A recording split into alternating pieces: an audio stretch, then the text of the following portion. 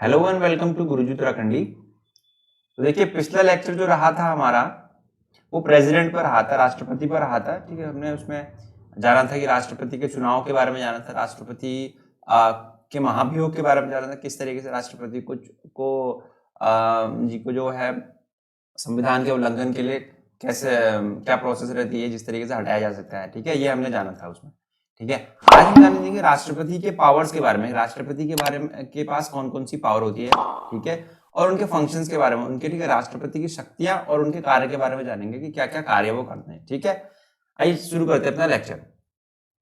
ठीक है, राष्ट्रपति को देखिए ये पावर्स दी गई है, इतनी सारी पावर्स हैं राष्ट्रपति की। उसमें देखिए कार्यकारी शक्तियां हैं, विधायी शक्तियां हैं, वित्तीय शक्तियां हैं, न्यायिक शक्तियां हैं, राजनयिक शक्तियां हैं, सैन्य शक्तियां, आपातकालीन शक्तियां, इतनी सारी शक्तियां जो है हमारे राष्ट्रपति के पास हमारे राष्ट्रपति को दी गई हैं। अब जरा थोड़ा इनके बारे में जान लेते हैं कि इन शक्तियों में क्या क्या रखा है। देखिए राष्ट्रपति के पास देखिए सबसे पहले है हमारे पास कार्यकारी शक्तियां। देखिए कार्यकारी शक्तियों में क्या है, एग्जीक्यूटिव पावर जो है अपने राष्ट्रपति के पास, उसमें क्या है देखिए भारत सरकार के सभी कार्यकारी जो कार्य होते हैं वो औपचारिक रूप से किसके नाम पर लिए जाते हैं, वो राष्ट्रपति के नाम से लिए जाते हैं। ठीक है, उसके बाद जो प्रधानमंत्री जो है वह प्रधानमंत्री, अब देखिए कार्यकारी शक्तियों में कौन कौन सी पावर है देखिए। ठीक है, सारी नहीं लिखी है इसमें, लेकिन कुछ जो आपको कुछ आपके लिए इसमें लिखी है, स्लाइड्स में लिखी है। देखिए क्या करता है, देखिए राष्ट्रपति वह प्रधानमंत्री अन्य मंत्रियों की नियुक्ति करता है। ठीक है, वे आनंद के दौरान पद धारण करते हैं। अब देखिए ये इसको पकड़िए, आपकी प्रधानमंत्री और अन्य मंत्रियों की जो नियुक्ति है वो कौन करता है, वो राष्ट्रपति करता है। तो ये उसकी कार्यकारी, ये अपने हमारे राष्ट्रपति की कार्यकारी शक्तियों में आता है। ठीक है, ठीक। अच्छा, वह भारत के अटॉर्नी जनरल की नियुक्ति करता है और अपना पारिश्रमिक निर्धारण करता है। ठीक है, उसका पारिश्रमिक मतलब उनकी सैलरीज वगैरह जो है वो रेम्यूनरेशन जो है वो भी यही निर्धारण करते हैं जो अटॉर्नी जनरल है। ठीक है, वही यही जो है हमारे राष्ट्रपति निर्धारण करते हैं। ठीक है, उसके बाद देखिएगा वह भारत के, ये लिखा गया, वह भारत के नियंत्रक, महालेखा परीक्षक, मुख्य चुनाव आयुक्त, अन्य चुनाव आयुक्तों, संघ लोक सेवा आयोग के अध्यक्ष, राज्यों के राज्यपाल, वित्त आयोगों के अध्यक्ष, ठीक है, और सदस्यों आदि को नियुक्त करता है। ठीक है, ये नियुक्ति जो है ना, देखिए ऐसा पकड़ लीजिए, नियुक्ति ज्यादातर हो रही है ना, जो भी नियुक्ति कर रहे हैं राष्ट्रपति, वो क्या है अपनी कार्यकारी शक्तियों के अधीन होकर कर रहे हैं। ठीक है, उसके बाद देखिएगा लिखा है वह प्रधानमंत्री के संघ के मामलों के प्रशासन, ठीक है, और कानून के प्रस्तावों से संबंधित कोई भी जानकारी मांग सकते हैं। ठीक है, अब देखिए प्रधानमंत्री जो है वो कई कार्य करते हैं। ठीक है, तो जो अगर मान लीजिए प्रशासन के कोई भी मामले हैं, कानून के प्रस्ताव हैं, ठीक है, तो राष्ट्रपति क्या कर सकते हैं, वो प्रधानमंत्री से, ठीक है, प्रधानमंत्री से क्या करते हैं, कोई भी इंफॉर्मेशन मांग सकते हैं। ठीक है, अगर उनको लगे कि मुझे हस्तक्षेप करना चाहिए और इन्फॉर्मेशन मांगनी चाहिए तो वो इन्फॉर्मेशन मांग सकता है कि भैया क्या काम कर रहे हो आप लोग। ठीक है, तो कोई भी अगर मान लीजिए कार्य प्रशासन के मामलों में, ठीक है, संघ के प्रशासन के मामलों और कानून के प्रस्ताव, ठीक है, इस पर जो है आपसे इन्फॉर्मेशन मांग सकता है प्रेसिडेंट जो है अपना प्राइम मिनिस्टर से इन्फॉर्मेशन मांग सकता है। ठीक है, उसके बाद देखिए अगला नेक्स्ट है हमारे पास, देखिए ये कार्यकारी जो मैंने आपको ये शक्तियां बताई ना, इसमें कई सारी कार्यकारी शक्तियां हैं, लेकिन मैं सिर्फ कुछ, इसमें स्लाइड जो है काफी लंबी हो जाती है, इसमें मैं कुछ लेकर आया हूं। ठीक है, ये है, और भी काफी सारी कार्यकारी शक्तियां हैं।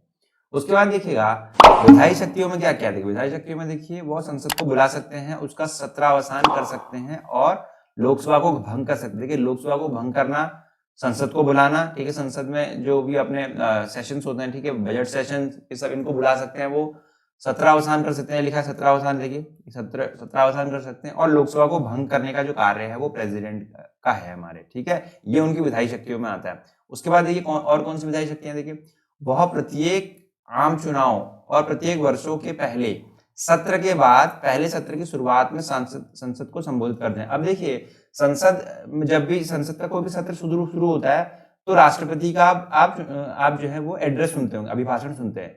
ठीक है, और मान लीजिए कोई पहली लोकसभा का अगर मान लीजिए पहला सेशन है, लोकसभा पहली अगर मान लीजिए कोई लोकसभा चुन के आती है, ठीक है, नया चुनाव हुआ है और अभी लोकसभा में चुन के आए हैं मेंबर, तो अगर पहली लोकसभा है अपनी, ठीक है, पहला सेशन है उसका, तो सबसे पहले आप राष्ट्रपति के क्या सुनते हैं, राष्ट्रपति का अभिभाषण सुनते हैं। ठीक है, राष्ट्रपति का अभिभाषण, ठीक है, वो सुनते हैं, भाषण सुनते हैं वहां पर, ठीक है, संबोधित करते हैं वो दोनों सदनों को। ठीक है, शुरुआत में। अच्छा, उसके बाद देखिए क्या कर सकते हैं, वो संसद के सदनों संसद के सदनों को संदेश भेज सकते हैं। किस मामले में? चाहे वह संसद के लंबित विधेयक के संबंध में हो या अन्यथा। देखिए संसद में देखिए मान लीजिए कोई विधेयक है काफी लंबे समय से लंबित है, ठीक है, और वो बहुत जरूरी है, तो राष्ट्रपति का कार्य होगा कि वो पूछ सकते हैं भैया क्या है मामला, क्यों लटका हुआ है, ठीक है, और अन्यथा भी भेज सकते हैं, ठीक है, और भी कोई रीजन, ठीक है, और भी कोई कारण हो तो वो सेंड मैसेज भेज सकते हैं अपना कि क्या कार्य चल रहा है पार्लियामेंट में, ठीक है। आई बात समझ में? कोई बिल पेंडिंग हो या कोई अन्य कार्य से जो है वो भेज सकते हैं उनको। नेक्स्ट है हमारे पास देखिए और क्या है, देखिए इसमें उसके बाद देखिए ये वह राज्यसभा के 12 सदस्यों को विशेष ज्ञान या व्यवहारिक ज्ञान या व्यवहार, ठीक है, दोबारा लिख दिया, साहित्य विज्ञान कला और समाज सेवा में व्यवहारिक अनुभव रखने वाले व्यक्तियों में से नामित करते हैं, ठीक है। जो नॉमिनेट करते हैं 12 मेंबर जो अपने हाउस में नॉमिनेट हो रहे हैं राज्यसभा में, ठीक है, राज्यसभा में 2 मेंबर नॉमिनेट हैं और लोकसभा में अपने लोकसभा में 2 मेंबर नॉमिनेट होते हैं और 12 मेंबर जो है राज्यसभा में नॉमिनेट होते हैं। तो जो नॉमिनेट करते हैं ना 12 सदस्य, ये भी क्या है, देखिए लिखा है 2 मेंबर लोकसभा में है ना, ये इनको नॉमिनेट करने का काम जो है, नामांकित करने का काम जो होता है, ठीक है, वो किसका होता है? राष्ट्रपति का होता है। राज्यसभा में 12 मेंबर और लोकसभा में आपके 2 मेंबर, ठीक है, ये क्लियर होना चाहिए आपको, ये उनकी विधायी शक्तियों में आता है।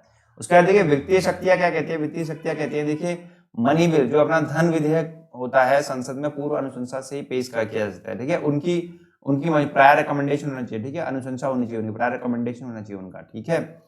He causes to be laid before Parliament the annual financial statement, union budget, ठीक है, वह वार्षिक वित्तीय विवरण यानी केंद्रीय बजट को संसद के सामने रखते हैं, लेकिन संसद के सामने जो है वो कौन रखता है इसको, ठीक है, वो जो है राष्ट्रपति रखते हैं, ठीक है, नहीं रखते तो अपने फाइनेंस मिनिस्टर, लेकिन क्या है, he causes to laid before the parliament, ठीक है, के सामने जो है उनकी जो है यहाँ पर रखेंगे जो है फाइनेंस मिनिस्टर ही, लेकिन जो है यहाँ पर वो ही कॉजेज टू बी लेड, ठीक है, ध्यान इसको पकड़ लीजिएगा शब्द को, causes to be laid before parliament, ठीक। उसके बाद देखिए no demand for grant can be made except for on his recommendation, ठीक है, उनकी सिफारिश के बिना कोई भी अनुदान की मांग नहीं की जा सकती, ठीक है, उनकी क्या होनी चाहिए? सिफारिश होनी चाहिए, ठीक है, राष्ट्रपति वित्तीय शक्तियों में आता है उनकी।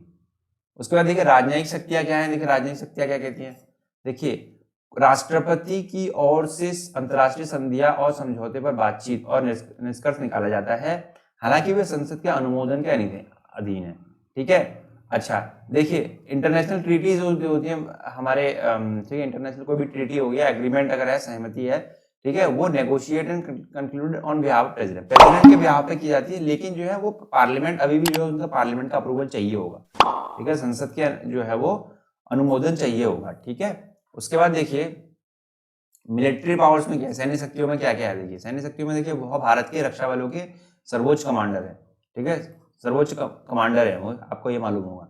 उसके बाद देखिए उस क्षमता में वह सेना, नौसेना, वायुसेना के प्रमुख की नियुक्ति करते हैं, ठीक है, इसी जो क्षमता के अनुसार देखिए, क्योंकि सुप्रीम कमांडर है हमारी सैन्य शक्तियों के, तो उसमें क्या है, वो सेना, नौसेना और वायुसेना के प्रमुखों की नियुक्ति कौन करता है? राष्ट्रपति ही करता है, ठीक है। उसके बाद देखिए इमरजेंसी पावर्स में हमारे पास देखिए आपातकालीन शक्ति हमारे राष्ट्रपति के पास है, ठीक है, कोई भी अगर मान लीजिए कि आपात घटना हमारे देश में होती है तो राष्ट्रपति को, ठीक है, ऐसी इमरजेंसी की सिचुएशन में क्या है, आपातकालीन शक्तियां दी गई हैं। उन शक्तियों में देखिए कौन कौन सी शक्तियां, देखिए अनुच्छेद 352 राष्ट्रीय आपातकाल, ठीक है, अनुच्छेद 356 और 365 राष्ट्रपति शासन, अनुच्छेद 360 वित्तीय आपातकाल, ठीक है, ये 3 आपातकाल जो है वो राष्ट्रपति के पास इनकी पावर्स है। राष्ट्रपति कभी भी अपने, ठीक है, अगर कोई भी अगर ऐसी आपात परिस्थितियां होती हैं तो उसमें पे इन पावर्स का अपना इस्तेमाल कर सकता है, ठीक है, इन शक्तियों का। उसके बाद देखिए क्या है हमारे पास, देखिए उनके पास राष्ट्रपति का वीटो की शक्ति होती है। वीटो की शक्ति का मीनिंग बताते हैं, देखिए उनके पास पूर्ण वीटो होता है, निरोधात्मक वीटो होता है, पॉकेट वीटो होता है। वीटो क्या है, देखिए मान लीजिए वीटो पावर्स क्या होती है, देखिए राष्ट्रपति के पास वीटो, इसको थोड़ा हल्का सा समझ लेते हैं कि अगर मान लीजिए कोई बिल अगर मान लीजिए हाउस में आता है, ठीक है, कोई हाउस में जैसे सब लोकसभा है, लोकसभा से कोई बिल जो है वो पास हुआ, ठीक है, और मान लीजिए वो राज्यसभा के पास अब चले गया, ये राज्यसभा, लोकसभा में गया, राज्यसभा में गया, उसके बाद क्या होता है, राष्ट्रपति का सिग्नेचर जैसे का जो उसमें एसेंट चाहिए, ठीक है, सहमति चाहिए। अब मान लीजिए राष्ट्रपति क्या करता है, राष्ट्रपति को ऐसा लगा कि ये बिल जो है थोड़ा इसको थोड़ा रोक लेना चाहिए, तो राष्ट्रपति क्या करेगा, इन बिल को देखिए एक तो है पॉकेट वीटो, उसको रोक लेगा, ये वीटो जो है, वीटो में क्या करेगा, पॉकेट वीटो में क्या करेगा, इसको रोक लेगा। रोक लेने का मतलब इस पर कोई भी डिसीजन नहीं लेगा, ठीक है, अपनी पॉकेट में रख लिया, समझ लो इसको, ठीक है, पॉकेट में रख लिया और कोई मतलब नहीं, पॉकेट ऐसे समझिए, ठीक है, इसको पॉकेट में, एक्चुअल पॉकेट में नहीं रखते, लेकिन पॉकेट से समझिए कि पॉकेट क्यों नाम रखा गया होगा, उसने क्या है साइड में रख दिया, उन्होंने क्या, राष्ट्रपति जी ने क्या किया, साइड में रख दिया बिल कहीं, ठीक, ऐसे समझ लीजिए, ठीक है। तो क्या कोई इसमें ना उन्होंने सहमति दी ना असहमति जताई, बस रख दिया, तो इसको कहते हैं पॉकेट वीटो। अच्छा, एब्सोल्यूट वीटो क्या होता है कि वो क्या करते हैं, दोबारा इसको कहते हैं कि आप इसको वो इस मना कर दिया। एब्सोल्यूट वीटो में क्या कर दिया कि अगर राष्ट्रपति का यहाँ पर सिग्नेचर चाहिए तो राष्ट्रपति ने सीधे मना कर दिया कि यहाँ सिग्नेचर नहीं होगा इस बिल में, तो ये होता है एब्सोल्यूट वीटो। अब देखिए सस्पेंसिव वीटो क्या होता है, इसमें क्या है कि मान लीजिए लोकसभा ने बिल पास किया, फिर राज्यसभा के पास गया, राज्यसभा ने भी पास कर दिया, राष्ट्रपति के पास अब पहुंचता है। अब राष्ट्रपति क्या करेंगे, इसको दोबारा जो है वो इन हाउस के पास भेजेंगे, दोबारा इस हाउस के पास भेज देंगे कि आप इसको दोबारा रिकंसिडर कीजिए, मेरे को इसमें कुछ थोड़ा बहुत लग रहा है कि आपको दोबारा इस बिल के में क्या सोच विचार करना चाहिए। तो क्या है, राष्ट्रपति जी इसको दोबारा इस बिल को कहाँ भेज देंगे, इस बिल को दोबारा हाउस के पास भेज देंगे।